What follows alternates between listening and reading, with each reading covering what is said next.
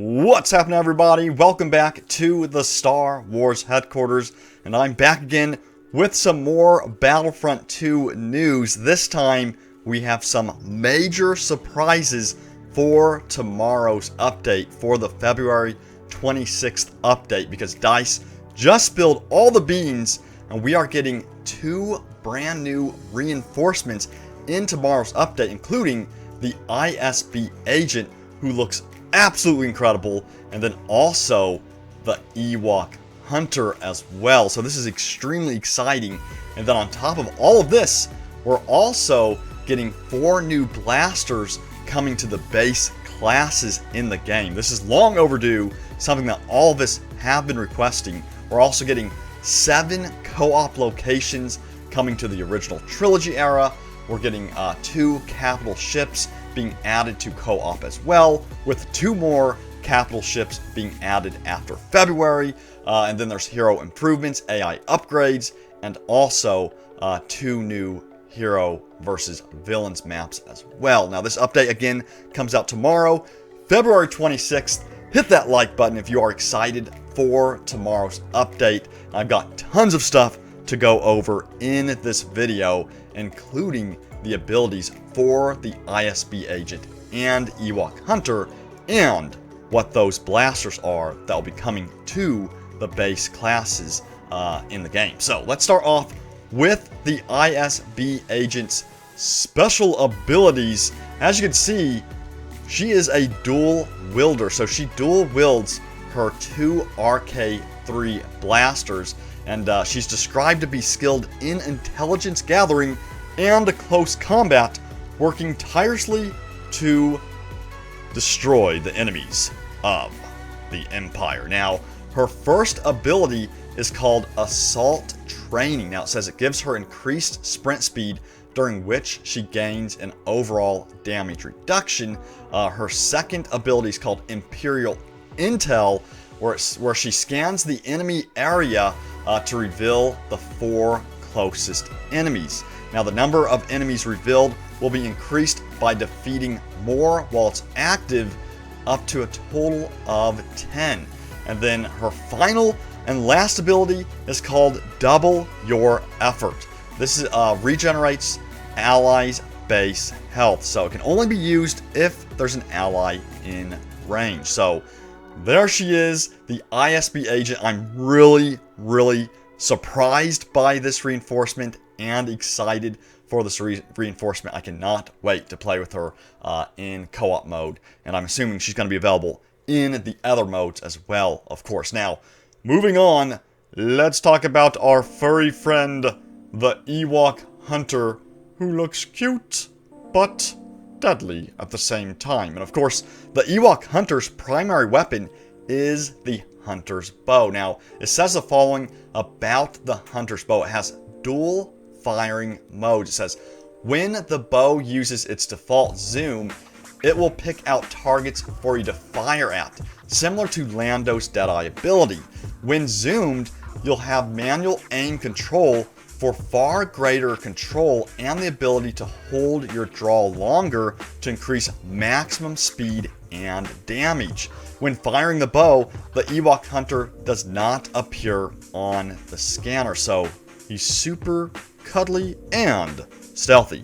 Now, his abilities include the following: Valiant Horn, which of course improves the Ewok's attack, and it will also grant the Ewok additional damage resistance. It says while Valiant Horn is active, the Ewok hunter will constantly appear on enemy scanner, so remember that. Now, also, the Ewok is getting the Wisties Pouch ability. Of course, this is all familiar from Ewok Hunt mode, and this is where you deal damage by throwing the Wisties at your enemies. Definitely one of my favorites.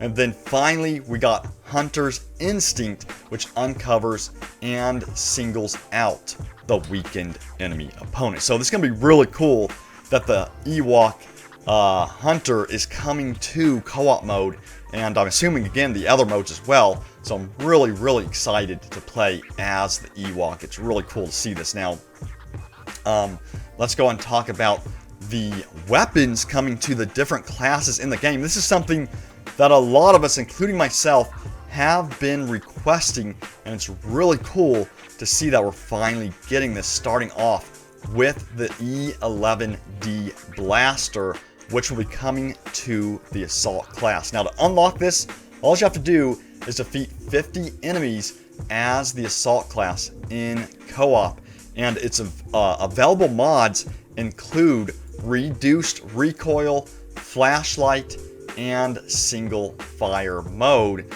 And you have to get 25, 75, and 100 kills respectively using the E11D to unlock these mods. So that's really cool. Now, next up is the T21 blaster. I'm sure many of you remember this, of course, from Battlefront 2015.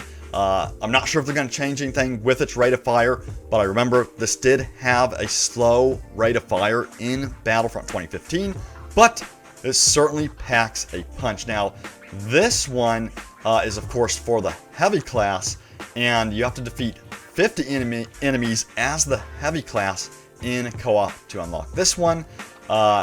Its available mods include improved zoom, improved handling, and a burst mode. And to unlock these mods, you have to get 25, 75, and 100 kills respectively as well. Now let's move on to this small little pistol for the officer class, the DL-18. Many of you who use this weapon in Battlefront 2015 certainly recognize it.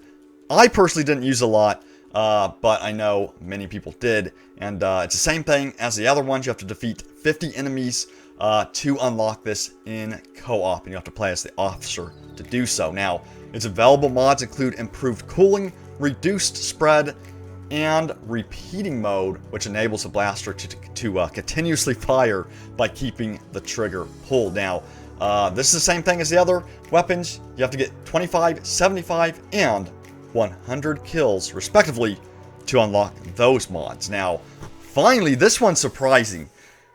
The final weapon being added for the Specialist class, get this, is the Cycler Rifle, which was a star card in Battlefront 2015. Now, same thing here. Defeat 50 enemies as a Specialist class in co-op to unlock this weapon. And then its available mods include dual zoom, reduced recoil, and improved cooling. And you know the drill. 25, 75, and 100 kills to unlock those mods. So that last one is certainly surprising for me. I remember the Cycler Rifle was ridiculously powerful in the right hands in Battlefront 2015. So let me know if you're going to be using the Cycler Rifle in Battlefront 2 when it releases tomorrow. So really cool to see these weapons again coming to the Assault, Heavy, Officer, and Specialist classes. Let me know, which one are you looking forward to the most? I think personally, I'm looking forward to the E11D blaster. I cannot wait to get my hands on this one. And then also, I can't wait to try the T21 as well. Now, let's move on to more details on what the 7 co-op planets will be in co-op mode. So we're getting Yavin, Death Star 2, Endor, Hoth, Tatooine, Kessel, and finally Jabba's Palace. So a lot of co-op maps for the original trilogy coming tomorrow. We're also getting the addition of Capital Ship co-op, which will include both the Republic Venator and Separatist Dreadnought ships tomorrow. And then later on, we're getting the Resistance Star Cruiser and the First Order Star Destroyer. So I'm really excited about this, particularly for the newer capital ships, the Resistance Star Cruiser and the Star Destroyer, the First Order Star Destroyer. I absolutely love the new capital ships, ship maps in Battlefront, and I cannot wait to see these come to co-op mode as well.